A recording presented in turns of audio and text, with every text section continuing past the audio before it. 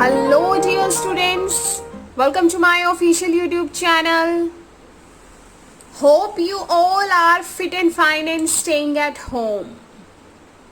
Yes, today's session will be on chapter number 5, that is complex number. Right, and you all are in class 11th.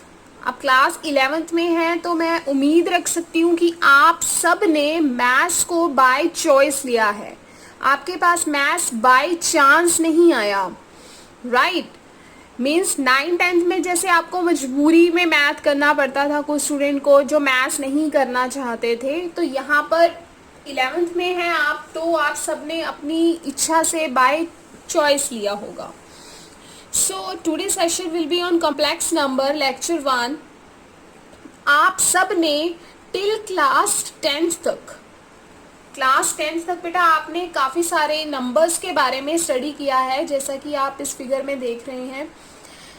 Venn diagram of number set, ये सारा हमारा क्या है, number set है. आपने जो numbers को study किया था, rational numbers, irrational numbers, integers, whole numbers, natural numbers, ये सभी नंबर्स बेटा किस में आते थे, रियल नंबर्स में आते थे. राइट, ये सारे नंबर्स किस में थे, रियल नंबर्स में आते थे. नाउ जो हम चैप्टर पढ़ेंगे ये है सब नंबर्स का बाप, that is complex number. Is that clear? इन सभी नंबर्स का बाप आ गया है अब, दैट इज कॉम्प्लेक्स नंबर. तो अब हम जो स्टडी करने वाले हैं वो चैप्टर हमारा कंप्लीट है ऑन कॉम्प्लेक्स नंबर्स. तो आपको पता होगा कि irrational, rational, integer, whole, natural number ये किस टाइप के नंबर होते हैं, दिखने में कैसे होते हैं. नेचुरल नंबर, जिसे हम नेचुरल नंबर को काउंटिंग नंबर्स भी बोलते हैं, वो कैसे होते हैं. तो यहाँ पर मैं आपको बेटा अपने चैनल पर बेसिक से स्टडी करवाऊंगी कि जिस बच्चे को रियलिटी में वो जाग गया है कि नहीं अब तो मुझे पढ़ना है, तो यहाँ पर मैं आपको प्रॉपर बेसिक से बता रही हूँ कि कैसे आपने स्टार्ट करना है, आपका हाउ, व्हाट एंड व्हाई. मैं कोशिश यही है कि आपके पूछने से पहले ही उसको दूर करूँ. क्लियर? तो यहाँ पे मैं आपको सबसे पहले इन नंबर्स की थोड़ी सी इंट्रो दे रही हूँ.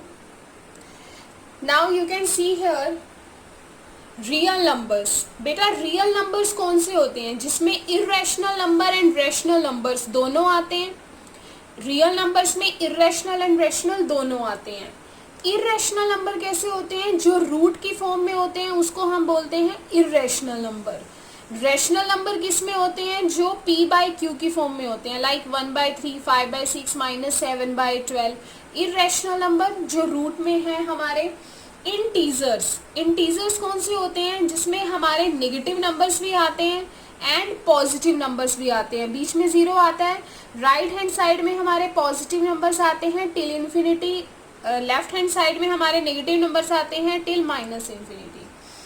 होल नंबर्स में बेटा क्या होता है, जीरो भी इंक्लूड होता है, जीरो एंड काउंटिंग नंबर्स.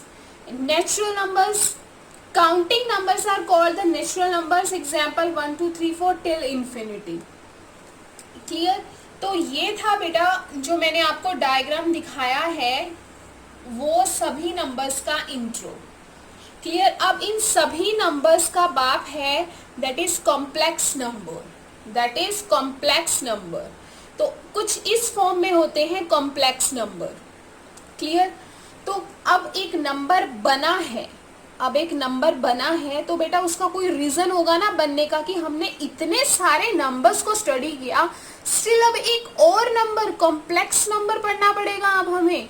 तो सबसे पहले हम देखेंगे कि कॉम्प्लेक्स नंबर क्यों बना, उसकी क्या हमें रिक्वायरमेंट थी, कि जो इन सभी नंबर से हमारी रिक्वायरमेंट पूरी नहीं हो पाई. क्लियर?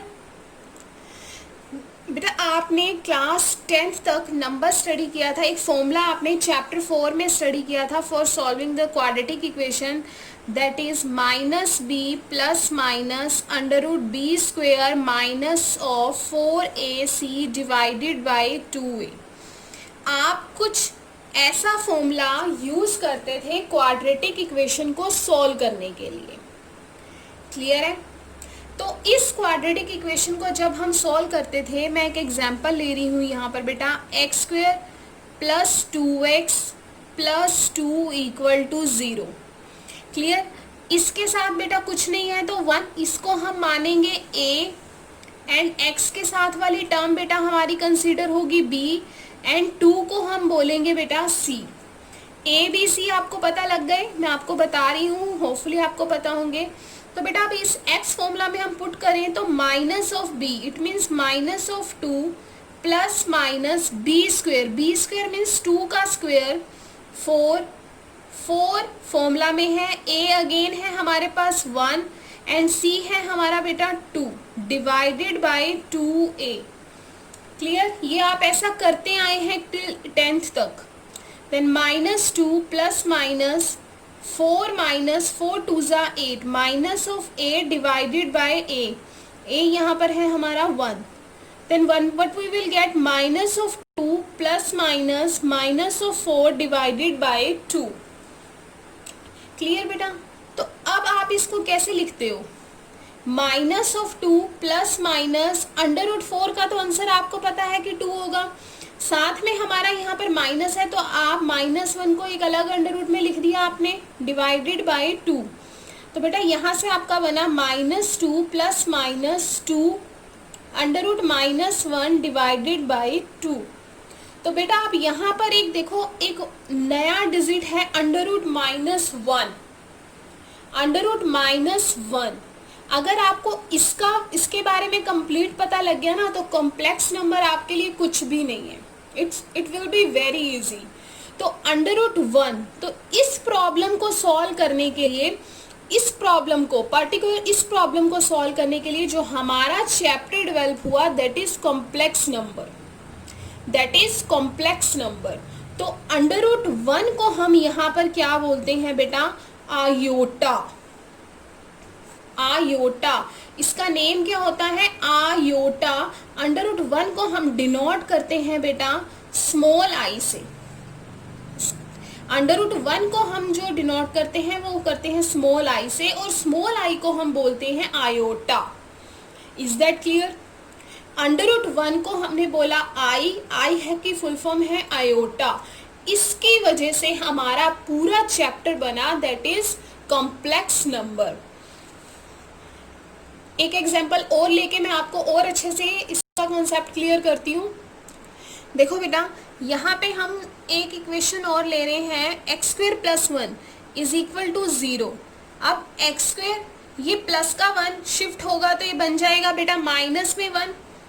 अब ये जो स्क्वायर होता है आपको पता है ना, जब स्क्वायर लेफ्ट टू राइट और राइट टू लेफ्ट शिफ्ट होता है तो वो प्लस माइनस अंडर रूट में चेंज हो जाता है। ये स्क्वायर जब शिफ्ट हुआ तो हुआ प्लस माइनस अंडर रूट में, बीच में बेटा हमारा क्या है माइनस ऑफ 1। अगेन बेटा हमारे पास इस माइनस ऑफ 1 को प्रॉब्लम आ गई सॉल्व करने के लिए, किसको हम क्या बोले, आ गई ना सॉल्व करने में इसको प्रॉब्लम। तो बेटा यहाँ से इस अंडर रूट माइनस 1 को सॉल्व करने के लिए जो हमारा चैप्टर बना दैट इज कॉम्प्लेक्स नंबर। एक और एग्जांपल अगर मैं लूँ, x square plus 4 equal to 0, x square is equal to minus of 4। अब देखो अगेन ये स्क्वेयर उधर जाएगा तो प्लस माइनस अंडर रूट में चेंज होगा, तो अगेन प्लस माइनस इसको हम लिख सकते हैं under root 4 and under root iota, sorry under root अभी आयोटा नहीं लिख रहे, सॉरी इधर आएगा बेटा माइनस ऑफ 1, क्योंकि माइनस अंडर रूट 4 है ना, अंडर रूट 4 को मैंने अलग अंडर रूट दे दिया और इस माइनस के साथ 1 को अलग दे दिया, तो यहाँ से हमारा बन गया प्लस माइनस, इस 4 को हम क्या लिख सकते थे 2। अब इसको मैंने आपको पहले बताया अंडर रूट 1 को हम डिनोट करते हैं अंडर रूट माइनस 1 को आई से, स्मॉल आई से, और इसको हमने नाम दे दिया आयोटा। तो अब हम यहाँ पे लिख सकते हैं x is equal two plus minus 2i। तो यहाँ से अब हमारी प्रॉब्लम सॉल्व हो जाती है अंडर रूट माइनस 1 की।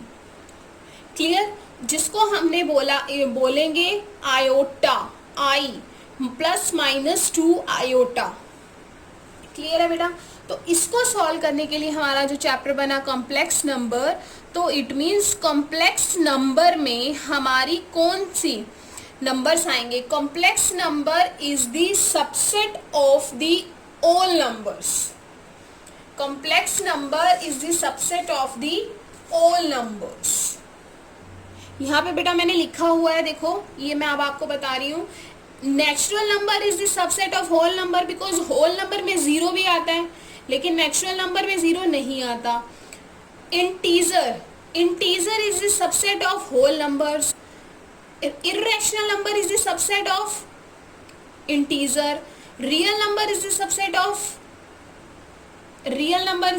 of irrational and rational numbers, and complex number is the subset of all real numbers. Clear? यहाँ पे रैशनल और इरेशनल हमारे एक उसमें आ जाते हैं, ठीक है? कंफ्यूज मत होना।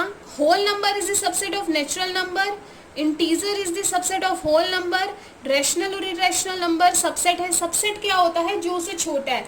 अगर मैंने रियल नंबर लिखा है तो इसके अंदर ये सभी नंबर्स आ जाते हैं, इसके अंदर ये सभी नंबर्स आ जाते हैं। क्लियर बेटा? एंड जो z है, जो सबका बाप हम यहाँ पे पढ़ रहे हैं, दैट इज कॉम्प्लेक्स नंबर। इसको हम डिनोट करते हैं z से।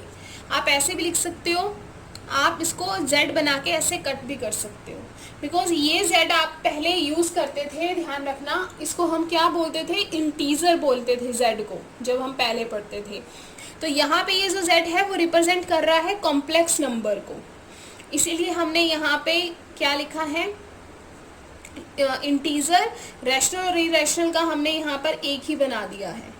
क्लियर बेटा? तो अब इन सब नंबर्स का बाप है वो है हमारा कॉम्प्लेक्स नंबर, जो हम यहाँ पे पढ़ रहे हैं। तो these all are the subset of complex number. Clear? तो बेटा अब आप यहाँ देख सकते हैं, देखेंगे कि कॉम्प्लेक्स नंबर को हम कैसे रिप्रेजेंट करते हैं। तो कॉम्प्लेक्स नंबर को टू पार्ट्स में हमारा रिप्रेजेंट होता है। z is equal to x plus i y, और you can say a plus iota b। Clear है? x plus iota y, a plus iota b, आप दोनों में से किसी भी वे में इसको रिप्रेजेंट कर सकते हो। कैपिटल z को आप बीच में से कट करके भी लिख सकते हो, और ऐसे भी बुक में आपकी ये रिप्रेजेंटेशन है तो आप इसे फॉलो कर सकते हो। क्लियर बेटा? तो अब मैं यहाँ पे आपको बता रही हूँ, जो ये a है ये हमारा होता है रियल नंबर, ठीक है? अब ये जो आयोटा यहाँ पर आ गया, जिस वजह से ये बन जाता है बेटा हमारा एक इमेजिनरी नंबर। क्या बन जाएगा? Imaginary number. क्लियर है बेटा? इमेजिनरी, जिसको हम डिनोट करते हैं IM से, जिसको हम डिनोट करते हैं IM से। क्लियर बेटा? तो अगर अब मैं आपको एक कॉम्प्लेक्स नंबर दूं, कॉम्प्लेक्स नंबर है हमारे पास 4 प्लस 5i। क्लियर? तो बेटा इसमें 4 प्लस 5 आयोटा अगर मैंने दिया हुआ है तो आप यहाँ से देख सकते हो बेटा, ये जो 4 है और ये 5 है, ये हमारे नेचुरल नंबर हैं। तो वी कैन से, अगर मैं इसको कि a और जो b होगा वो बिलोंग करता है हमारा रियल नंबर को। ये 4 और 5 हमारे क्या हैं? ये हमारे हैं रियल नंबर। क्लियर? अब मैं यहाँ से आपको बोलूँ कि जो 4 है वो क्या है, उसको हम a बोलेंगे, एंड ये जो 5 है इसको आप b बोल रहे हो।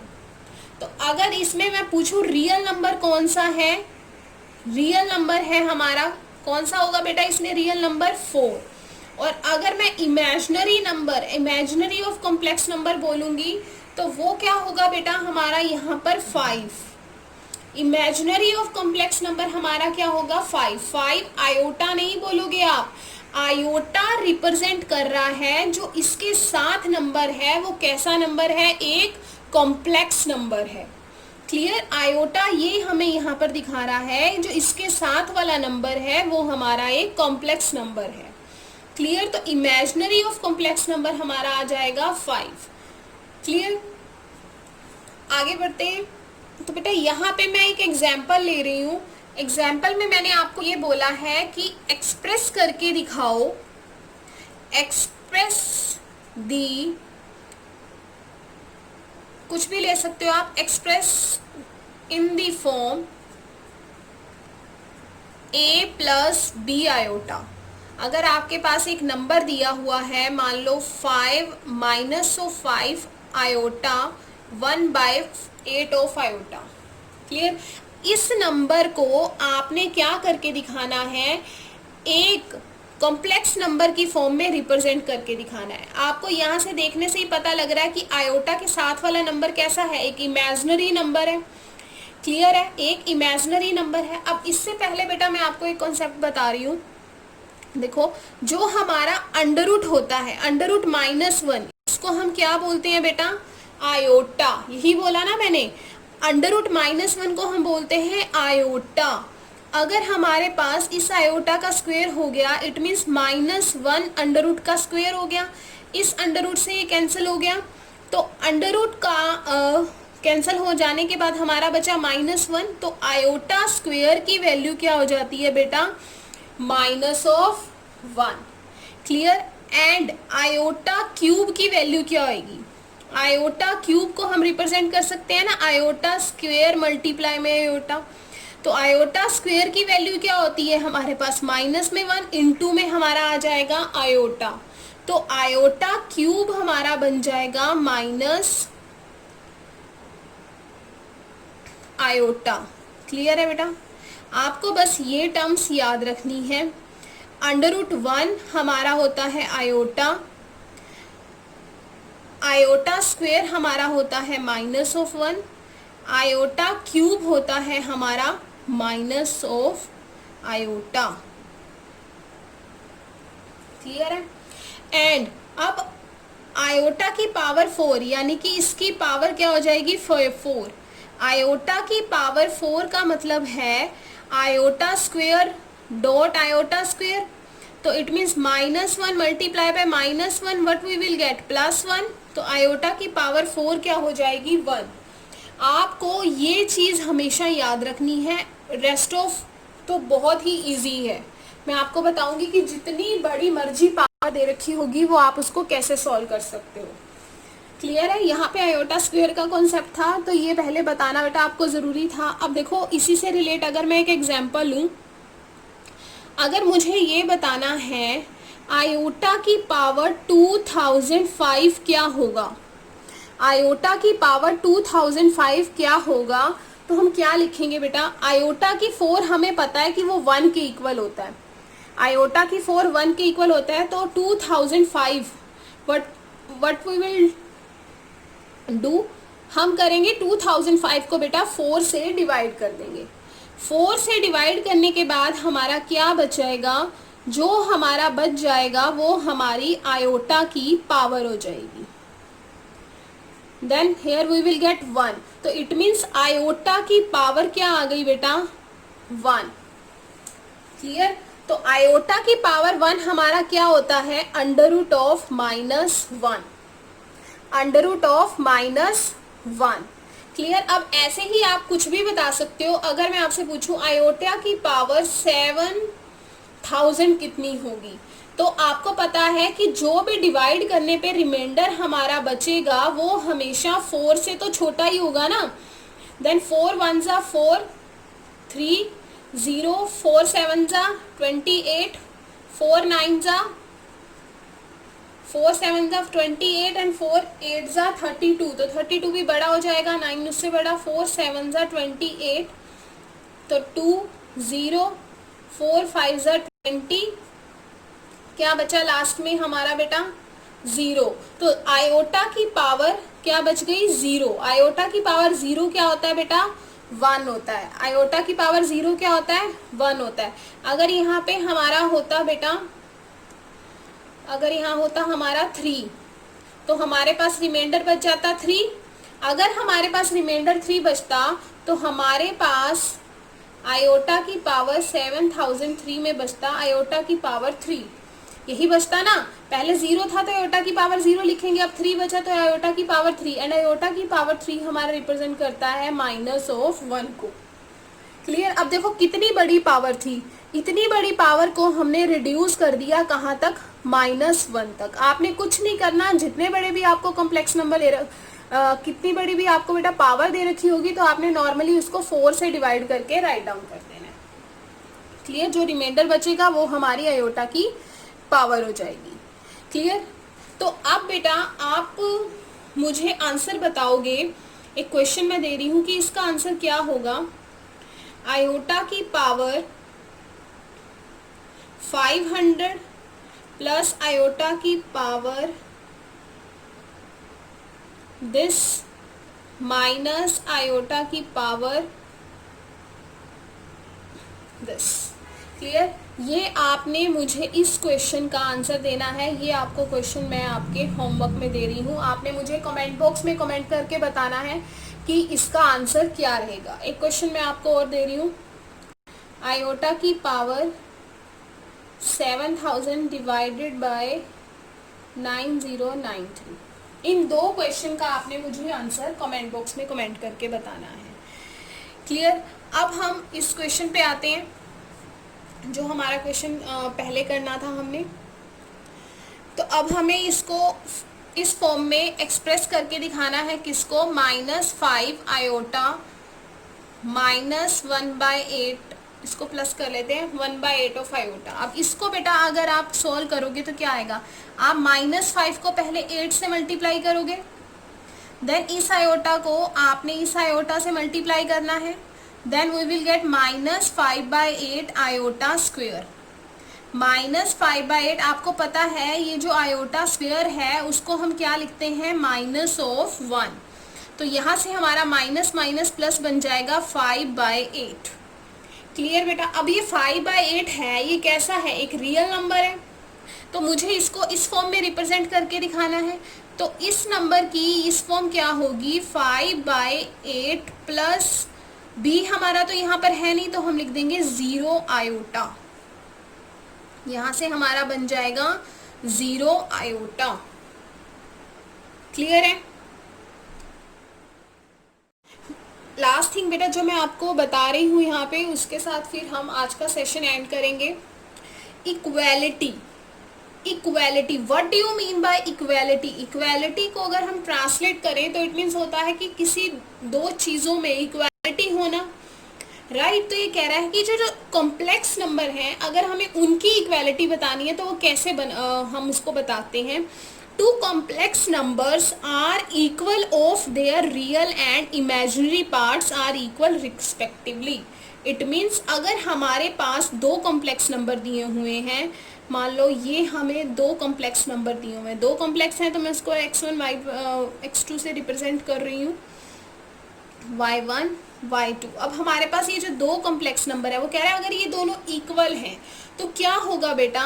जो इसका रियल पार्ट है वो इसके रियल पार्ट के इक्वल होगा, ये हमारा रियल पार्ट है, और जो इसका इमेजिनरी पार्ट है वो इमेजिनरी पार्ट के ही इक्वल होगा। क्लियर? यहाँ पे हमारे दो कॉम्प्लेक्स नंबर अगर इक्वल हैं तो उसका रियल पार्ट रियल के इक्वल होगा, इमेजिनरी पार्ट इमेजिनरी पार्ट के इक्वल होगा। तो this is the equality representation of complex numbers. Clear? तो आज हमने स्टडी किया कि कॉम्प्लेक्स नंबर क्यों इंट्रोड्यूस हुआ, उसको कैसे रिप्रेजेंट करते हैं, रियल पार्ट इमेजिनरी पार्ट्स क्या होते हैं, √1 को हम कैसे लिख सकते हैं। क्लियर? उसके रिलेटेड हमने एक क्वेश्चन को सॉल्व किया है। क्लियर बेटा? तो मिलते हैं बेटा अपनी नेक्स्ट वीडियो में। नेक्स्ट वीडियो में हम करेंगे properties of complex numbers. Clear?